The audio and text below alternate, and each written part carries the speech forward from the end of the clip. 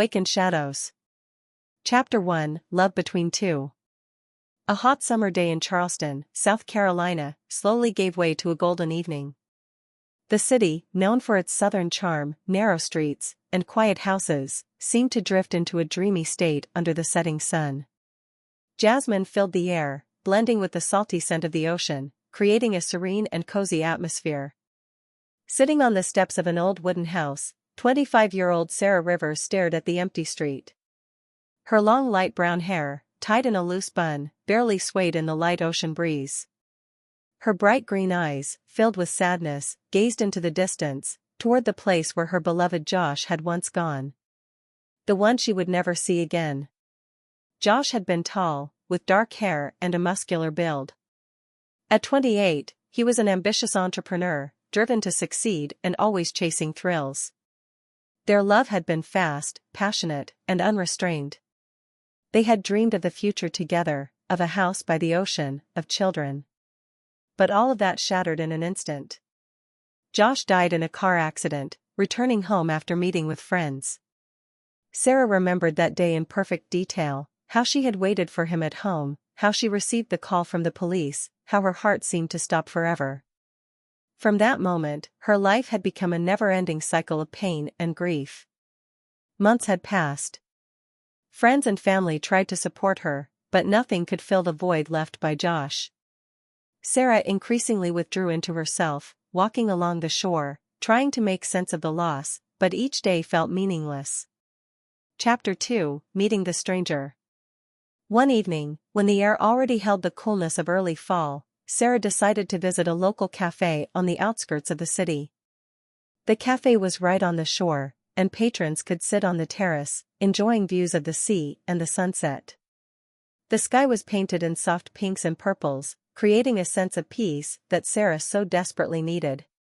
She sat at a table with a cup of coffee, trying to distract herself from her heavy thoughts, when she noticed a man sitting at a nearby table. He was wearing a light jacket, his dark hair slightly tousled by the wind, and in his hands was a book. His calm, distant demeanor seemed strangely familiar. The man noticed her watching him and smiled. It was a warm, genuine smile, and something about it made Sarah's heart flutter. "Hi," he said, putting down the book. "Do you come here often?" Sarah felt a little flustered but replied, "Sometimes. This place helps me get away." "And you?" The man introduced himself as Edgar. His voice was deep yet soft, and his manners were friendly. Edgar shared that he had recently moved to the city for work. He was an architect working on a project to renovate one of Charleston's old neighborhoods. Sarah felt that the conversation with this stranger, despite its casual nature, somehow helped her forget her pain. She hadn't spoken to men in a long time. After Josh, everyone else had seemed distant and uninteresting. But Edgar was different. There was something calming about him, something that drew her in. Chapter 3, New Love. Weeks passed, and the encounter with Edgar became a ray of light in Sarah's dark reality. The fall in Charleston was mild and warm, and they often walked through the city streets, sat on benches by the river, discussing architecture, art, and music. Edgar turned out to be a thoughtful conversationalist, interested not only in her past but also in her present. Edgar was a few years older than Sarah. He was 33. He was tall and lean, his dark hair sometimes blown across his forehead by the wind, and his deep brown eyes were always full of mystery. He never spoke too much about himself, which initially seemed intriguing to Sarah. This air of mystery made him all the more appealing. His work occupied most of his day, but they spent their evenings together. Sarah began to feel as if she were coming back to life. With Edgar, her world was slowly regaining color. He became the support she had lost when Josh died. His manners, his ability to listen and understand, drew her in more and more. Edgar never rushed things or pressured her, and perhaps that's what made him so important to her. One day, they were sitting on the same terrace where they had first met. The evening was warm, and the sky was once again painted in golden and pink hues. Sarah realized she was starting to fall in love. It was a quiet, gentle feeling that wrapped around her like a warm blanket on a cool day. I'm glad you came into my life, she said one day, looking at Edgar. He smiled and gently squeezed her hand. I'm glad too. You've changed my life. Chapter 4, Dark Truths. Winter came. The air smelled of spices and Christmas treats. Sarah and Edgar had grown closer, and she couldn't imagine her life without him. But soon, their idyll began to unravel. One evening, when Sarah visited Edgar's home, she found him lost in thought. He looked troubled, his usually calm face darkened with worry. Sarah couldn't help but notice the changes in his behavior. He had become more secretive, spoke less about himself, and increasingly stayed at home, avoiding social interactions. One night, as they sat in his living room, Sarah finally gathered the courage to ask. Edgar, what's going on? You've changed, something's bothering you. Edgar stared at the fire in the fireplace for a long time.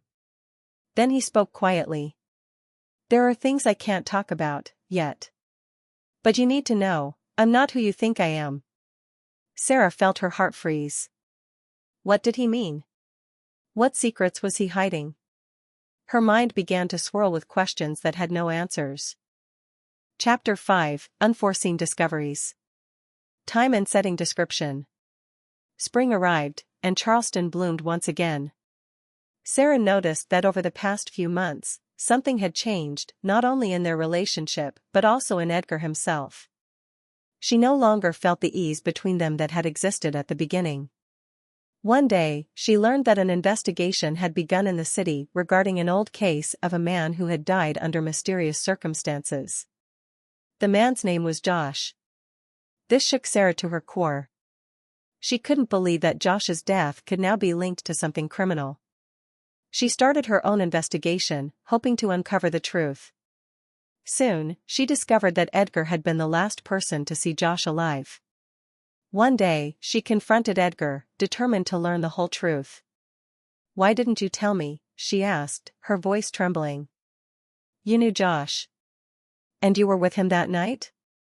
Edgar lowered his head, then spoke. Yes, I was with him. But you need to know, everything is not as it seems. He explained that Josh had tried to kill him. That night, Josh found Edgar and attacked him in a fit of jealousy. Edgar defended himself and accidentally killed Josh in the struggle. It had been self-defense, but he knew no one would believe his story. Sarah was devastated. Everything she thought she knew about her past was a lie. She realized that Josh had not been the person she thought he was. But now her love for Edgar was clouded by this shocking revelation. Chapter 6, The Finale. Time and setting description. Weeks had passed since Sarah learned the truth. She walked along the seashore, feeling the warm breeze against her face.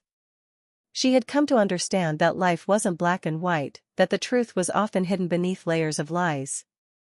Her world had changed, but she knew one thing: love wasn't just about joy, it was about struggle, forgiveness, and acceptance. She met Edgar at the same cafe where it had all begun. The evening sky once again glowed in shades of pink and gold. I still love you, she said, looking at him. But now I understand that the past can't be changed. We have to move forward. Edgar took her hand and looked into her eyes. They both knew there would be challenges ahead, but they also knew they could face them together.